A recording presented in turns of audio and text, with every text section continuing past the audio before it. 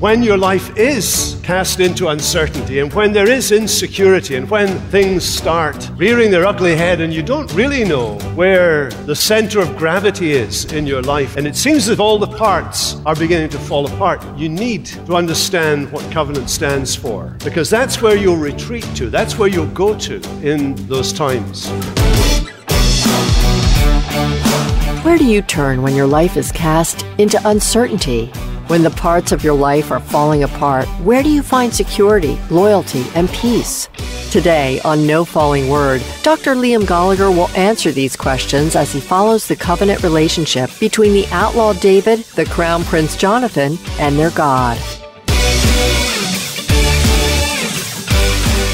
Welcome to No Falling Word with Liam Goligher. God's love is steadfast, abounding, and unrelenting. But what about us? Can we also love like this in our human relationships? From 1 Samuel 20, Liam will explain loyal, covenant friendship among Christians.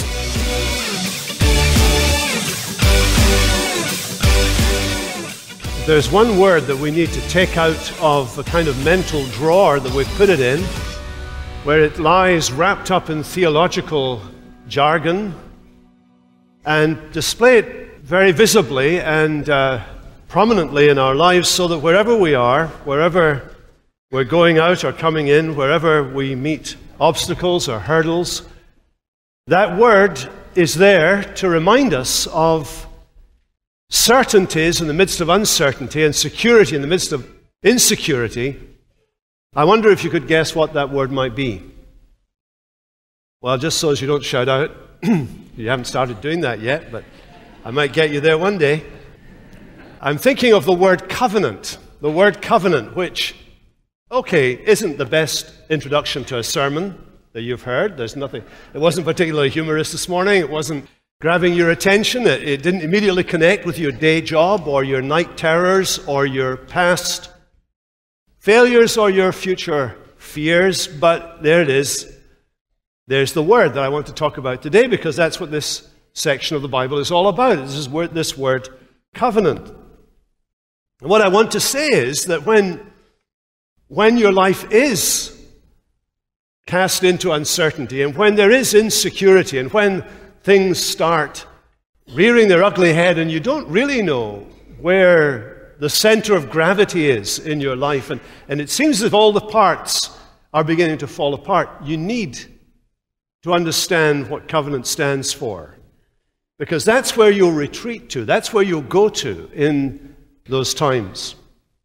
Now, of course, this is a story, isn't it, about a human covenant between two people. In other words, it's a covenant of friendship, you might say. It's certainly in the Bible, it represents one of the great friendships of the Bible. Two people who looked after each other's interests and who were able to support one another at a whole variety of levels. That's a very significant thing. The Bible says a lot about human friendship.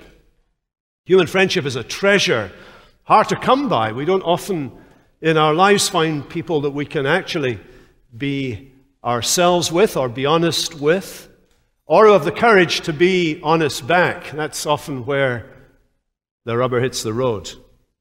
But this is not a kind of sentimental reflection on human friendship, good though that is, and it has a lot to teach us about that. This is nonetheless, I think, teaching us something of the underlying method of thinking, which is going to shape David's later views of the covenant relationship that exists between people and God. So without diminishing in any way their relationship, do you notice this lies at the very heart of the passage? For example, if you look at verse 8, David says, "Therefore deal kindly with your servant, for you have brought your servant into a covenant of the Lord with you." You've brought your servant into a covenant of the Lord with you. There's the beginning of their friendship, formalized in the shape of a covenant. He's still talking in those terms. He's using covenantal language in verses 12 to 17, where they talk about the provisions and the oaths of the covenant. He uses the same language in verse 23. "As for the matter of which you and I have spoken, behold, the Lord is between me and you." The Lord is between me and you forever. And then in verse 42, it winds up the whole chapter. Again, reflecting on the covenant, Jonathan said to David, "Go in peace, because we have sworn both of us in the name of the Lord, saying, the Lord shall be between me and you, and between my offspring and your offspring forever." So what do we see about a covenant? The covenant here is obviously an interpersonal relationship. It has a vertical dimension in that God is involved in the relationship. It's between us and the Lord. It's interpersonal. It obviously makes provision for a kind of formalizing of the relationship. That's a significant part of it. It's a formal relationship between a superior, in this case, Jonathan, who is the crown prince, and an inferior, David, who has no particular standing as yet in the kingdom. But it also makes enough room, not just for a kind of legal or formal kind of relationship, but enough room for the kind of emotional outpourings that you find later on in the chapter, where these two men connect emotionally. There is this emotional attachment. They understand what each other are going through, and they're not afraid to recognize that in the relationship of friendship that they have. But here's what I want us to learn from their relationship and from what their relationship teaches us about our relationship with God, and hopefully what our relationship can be with some other people that God may send into our lives to have this kind of relationship with. I want to say that there's security here, loyalty here, and there's peace here in this covenant relationship. Well, first of all, there's security. See, the last thing that David is feeling at the beginning of this chapter is secure. It seems as if all hell is out to get him. The opening words tell you that David has fled. In fact, that's really what's being said in chapter 19. David is on the run. He's an outcast. He's an outlaw. He is under the death sentence. The king and the king's hitmen are looking for him. Life is not easy for David at this point in his experience. There's a lot that's happened since Jonathan last saw his father. Jonathan appears in verse 1. And a lot's happened since Jonathan last saw his father. Last time Jonathan saw his father had conspired with his cabinet to kill David, and Jonathan had interceded with his father and pleaded David's case, and his father apparently had relented, and with his hand on the Bible had sworn an oath to Almighty God that he wouldn't harm a hair on David's head. Jonathan then went off on his tour of duty or whatever, and so his memory, as he thinks back to what's happened, is David is off the hook now. David is okay now. And David has accepted Jonathan's word for that. So there's a lot that's happened since Jonathan last saw his father, and there's a lot that's happened since David last saw Jonathan. For in Jonathan's absence, David has gone back to court, started playing his lyre, or whatever you do with a lyre, in order to console King Saul. And King Saul has, on two occasions, this time it isn't just that he's been depressed or he's kind of taken his frustration out on the nearest person, but this time he has actually deliberately aimed with his night sights his javelin in David's direction. David knows for sure now, he knows for sure that Saul is against him. And then that's followed up by 3 hit squads sent to his home, then to where Samuel lives, winds up at the end of chapter 19 with Saul himself coming to eliminate David himself. Now, David's been protected throughout all of this, but we read in chapter 20, verse 1, now that he's on the run again. He's running from Saul. He fled from Saul. And it's at this point, I think, that we take up our story. But what does David do when everything is going against him? And the answer of the chapter is he goes looking for Jonathan. Actually, he goes back into enemy territory. He risks his life to find Jonathan again. Why does he want to find Jonathan? Well, apparently there are all kinds of questions bubbling in his mind. Things, in many ways, you say, well, David, you know the answer to these questions. But you know, sometimes in our lives we need a friend to actually tell us what we already know in order to put perspective back into our lives. Have you ever found that? That you need someone to tell you what you already know, but getting it from someone else helps to put things back into perspective. Because David is at a loss for words. His history is, and we know this from reading the story, that he's actually been innocent of any crime. He hasn't done anything to merit the hostility of Saul. Now, if you've been reading the story, you may say to me, well, that's a bit disingenuous, because actually David knows that he's been anointed by Samuel. But the rejoinder to that is that nobody else knows that. Saul doesn't know that. Jonathan doesn't know that. And at no point has David ever, nor will he ever during Saul's lifetime, made a play for the throne. Rather, David has been absolutely devoted, intentionally committed to serving the Lord's anointed. Even though Saul is a man that you and I wouldn't invite for a barbecue, he nonetheless has been the anointed of God, and David recognizes that. He recognizes Saul as the Lord's anointed, so he will not threaten the reign of Saul. And you can see that even in the way he approaches Jonathan here. It says that he came before Jonathan in verse 1. In other words, he comes as a subject before the crown prince. In fact, twice in verse 7 and 8, he calls himself Jonathan's servant. He has never ceased to be this, a loyal subject and servant of the Saulite dynasty. And so he comes asking his questions. What have I done? What is my guilt? What is my sin before your father that he seeks my life? He has questions. You ever been in a position in your life where you have a whole series of questions going on? Things are happening in your life and you wonder, why are these happening? Why are these things happening to me? You ever been in that position? Is there somewhere you can go in days like that where you can pour out your questions? Do you have a friend that you can speak to in days like that? Is there a safe place to go and a safe person to speak to on days like that? Above all, do you know the place that you can go in days like that? The place that you can go and pour out your soul. Later on, David is going to take us to that place when he writes so many of our songs that are in the Bible. And in those songs, he talks about pouring out his soul to God. He goes to God with his questions. He goes to God with his frustrations, even his anger, and he pours out his questions to God.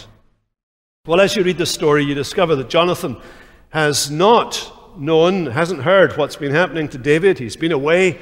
In those days, there were no cell phones, so you couldn't phone and tell somebody what was going on. Probably no newspapers, so you couldn't read in the newspapers that there had been one or two attempts on the life of David. He hasn't heard any of this stuff, so he hears about it from David, as it were, from the horse's mouth. And so Jonathan is... he doesn't really believe it. The last time he saw his dad had made a solemn oath to Almighty God that he wouldn't hurt David. And so Jonathan doesn't really believe it to begin with. He's concerned that maybe David's taken this all too much to heart. Interestingly, that Jonathan should take his father's part here. Maybe it's that kind of softness, that niceness that sometimes prevents somebody from seeing the harsh reality. Some of us are so nice that we're absolutely useless when it comes to making tough decisions. When we see evil in someone, we're hesitant to actually deal with evil in someone, because we'd rather think the best than face the facts. Maybe Jonathan is a bit like that. He's not perfect. No human relationship is. No human person is perfect. And so David reinforces the seriousness of it in verse 3. He tells them, look, I'm a step away from death, he says. I feel as if death is following me, that I'm only ever one step ahead of it. These powers that are out to destroy me are just there. I can't hesitate or stop or be calm at any point in my life, because at any moment it's going to strike me. That's the way David was feeling. You ever felt you're just a step away from destruction, a step away from despair, a step away from losing it altogether, a step away from death? David felt like that. So he comes to Jonathan. Now I ask you, what is it that gives him the boldness, the courage to go to the son of the man who is out to destroy him. To go to the crown prince and heir apparent of the throne when you're the one that God wants to have the throne, and you are the biggest threat to the throne and dynasty of the man that you're going to. What takes David to Jonathan? And the answer is, of course, the covenant. The covenant that had been formed between Jonathan and David, Jonathan taking the initiative back in chapter 18. If you look at verse 8, you can see this. David says to Jonathan, "Therefore, deal kindly with your servant, for you have brought your servant into a covenant of the Lord with you." So he goes right into enemy territory. He approaches his enemy's son. And he does so boldly because of the covenant of the Lord. That word covenant, berit, means an agreement or an obligation between two parties that structures a relationship. And that covenant can be both human and divine. Here it's a human relationship. Jonathan, who is the greater, had acted in loving kindness towards David the lesser, the king's son for the shepherd boy, and had established this relationship between them. David was always conscious that he was the lesser party. He calls, as I say, Jonathan 3 times. He calls himself Jonathan's servant. And do you notice that this is a covenant they've concluded like the Lord's covenant with them? It's a covenant in the Lord or of the Lord, like the Lord. David is coming to Jonathan because he says, you promised to me, you gave yourself in this relationship to me, and you made it like the Lord. The Lord is dependable. The Lord is my security. And if you're in a covenant relationship with me, I trust that I can be secure with you as well. He comes in these personal terms to Jonathan. We look at the relationship between these two men, and we have a glimpse into what is possible between two human beings in terms of friendship. But beyond that, we have a glimpse into the fact that the triune God created us to share in his great drama, the drama of salvation, the drama of redemption. And that the drama of my life is part of the storyline of the great drama that is taking place, in which God is overwhelming all the powers and all the authorities in the world. And he takes me, as it were, into the story. He gives me a part. He feeds me my lines week by week as I come, as we are this morning, to hear the Word of God, so that I may go out and live out the drama there in the world as part of the bigger story of God's purposes. That's what's going on here.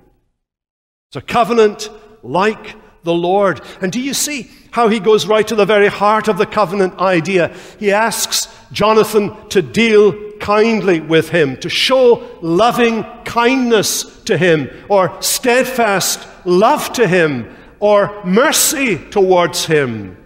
It's one of the key words of the Bible, chesed, a word that means steadfast love, loving kindness, great kindness from God. It combines the warmth of God's fellowship with the security of God's faithfulness. In the book of Exodus 34, remember the story of Moses? He's come down from the mountain with the 10 Commandments written by the finger of God, and he's broken them in judgment because he discovers the people of Israel down at the foot of the mountain, and they've made their golden calf idol, and they've been worshipping their golden calf idol. And so Moses has to go back up again to the mountain and get the 10 Commandments from God again. And when he goes up to the mountain, he's getting into conversation with God, and he's feeling quite laid back. And you know that way you are when the cobwebs fill your head at the end of an evening and you're really comfortable with someone, and he thinks, well, I think I'll try my hand here. And he says to God, God, would you give me the ultimate religious experience? Would you let me see you? I just don't want to see the outside. I mean, telling me to look at the stars in the heavens and the wonderful things in nature, well, everybody can do that. I want to see you as you are, in yourself. I want to see the essence of God. And you remember God's reply. To Moses, God says to Moses, absolutely not. Moses, this is a non-negotiable. Nobody sees God and lives. Nobody does that. But I'm going to give you something more precious than a sight of me. I'm going to hide you in the cleft of the rock. So he hides him in the cleft of the rock, and he causes the glory of God to pass by. The splendor of God goes shooting by as Moses is hidden there. And only after the glory has passed does God, remember, take him out, allow him out of the cleft of the rock so that he can see the afterburner of God's glory. Just the afterburner. But even the afterburner of the glory of God is an amazing thing to see. But what is really important in the story is this. God says, I've got something more precious than that for you. And the Lord, do you remember? He proclaims his name. What does the Lord do? What is the more precious thing? It's this. God preaches to Moses. He proclaims his name, the Lord, a God merciful and gracious, slow to anger and abounding in steadfast love. Here's our word. Abounding in steadfast love, keeping steadfast love for thousands, forgiving iniquity and transgression and sin. God says to Moses, here is something better than a vision of what God looks like. Here is God's firm word. I am a steadfast, loving God to my people.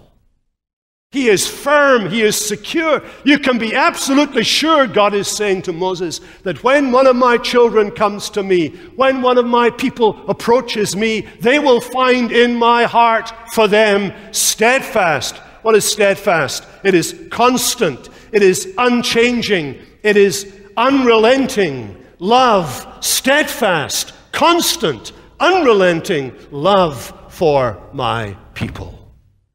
That isn't alterable by circumstances. That doesn't go the way our affections and emotions often go up and down in the ebb and flow of life. It is constant, secure, firm. What a place to be. You know, you can have that kind of relationship at a human level to some degree, by analogy to some degree, and it's wonderful. But you have that relationship permanently and in its fullness with God. David says to Jonathan, deal kindly with me. Show me steadfast love. Show me steadfast love. When everything else is sliding away. Sounds like a good line for a song. God's steadfast love for his people remains. It's at the heart of the covenant. It's an old hymn we used to sing when I was growing up. Oh, safe to the rock that is higher than I, my soul, in its conflicts and sorrows would fly. Another verse reads like this, how oft in the conflict, when pressed by the foe, I have fled to my refuge and poured out my woe. How often, when trials like sea billows roll, have I rested in thee, O rock of my soul. Where do you go? Go to the covenant. You go to find security in that relationship that is firm and secure. Ultimately, the one relationship that will never let you down is the covenant God who is full of steadfast love.